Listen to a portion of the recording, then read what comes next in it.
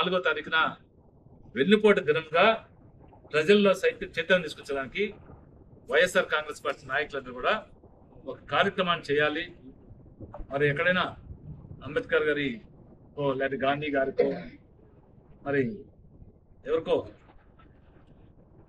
వాళ్ళకి విన్నవించుకొని వాళ్ళతో పాటు ఒక ర్యాలీగా ప్రజలందరికీ తెలియవచ్చే విధంగా మరి ఆర్డీఓ గారికి కావచ్చు, ఎంఆర్ఓ గారికి కావచ్చు, లేదా కలెక్టర్ గారికి కావచ్చు, ఇక్కడికక్కడ ప్రతి నియోజకవర్గ స్థాయిలో మరి ప్రభుత్వానికి తెలియజేస్తానికి అధికారుల ద్వారా మొద్దు నిద్రపోతు నటిస్తున్నటువంటి చంద్రబాబు నాయుడు గారికి కూటమి ప్రభుత్వాన్ని తెలియజేస్తానికి కార్యక్రమాన్ని మన నాయకుడు జగన్మోహన్ రెడ్డి గారు ఏర్పాటు చేశారు.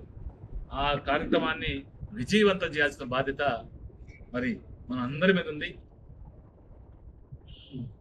నిజంగా సంతోషం, ఇంతమంది వచ్చారంటే రేపు కార్యక్రమం కూడా ఇంకా గొప్పగా విజయవంతం అవుతుంది. ఇందులో ఆ సంకల్ప బలం ఉంది మనకు.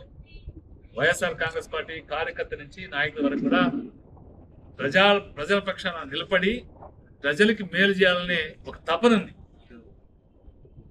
ప్రజలకి మంచి చేయాలనే ఒక తపనుంది. ఆ తపనకే ఈరోజు ఇక్కడ మీరు అందరూ వచ్చారంటే సంతోషం.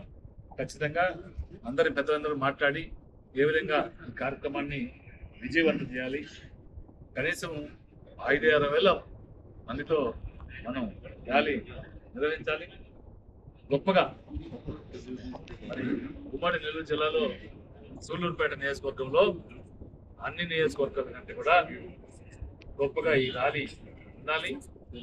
ఈ నిరసన కార్యక్రమాన్ని విజయవంతం చేయాల్సిందిగా పార్టీ జగన్మోహన్ రెడ్డి గారి ఆదేశాల మేరకు ప్రతి నియోజకవర్గ స్థాయిలో వైఎస్ఆర్ కాంగ్రెస్ పార్టీ తెలుగుదేశం నిరంకుశ పాలన, అబద్ధపు పాలన, అక్రమ పాలన, వాళ్ళు చేస్తున్న అరాచకాలు ఏమీ చేయకనే భూతద్దంలో అన్నీ ఇచ్చేసినామని చెప్తూ ఏ పథకమైనా కూడా వాళ్ళు చెప్పిన సూపర్ 6ని అమలు చేయకుండా దాని డైవర్షన్ పాలిటిక్స్ చేయాలా, ఏ విధంగా జనాన్ని మన మీద పడకుండా చూడాలనే ఉద్దేశంతో వైఎస్ఆర్ కాంగ్రెస్ పార్టీ నాయకులను అరెస్ట్ చేస్తూ జైళ్ళలో పెడుతూ జగన్మోహన్ రెడ్డి ఏందో చేసాడు భూతత్వంలో చూపిస్తూ అదేంటంటే అదే మద్యం పాలసీ అంట.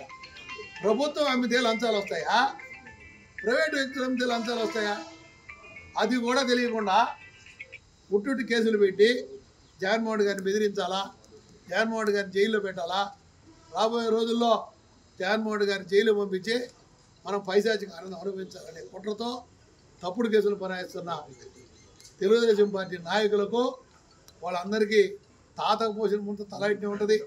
ఇది ఎక్కడికి పోదు. తిరిగి మళ్ళీ మనం 3 సంవత్సరాలు ఎన్నికలు జరిగినా 5 సంవత్సరాలు ఎన్నికలు జరిగినా వైఎస్ఆర్ కాంగ్రెస్ పార్టీ జగన్మోహన్ రెడ్డి గారు ముఖ్యమంత్రి అవడం ఖాయం. ఇండియా పాకిస్తాన్ తాజా అప్డేట్స్ కోసం డౌన్లోడ్ చేసుకోండి RTV లైవ్ యాప్.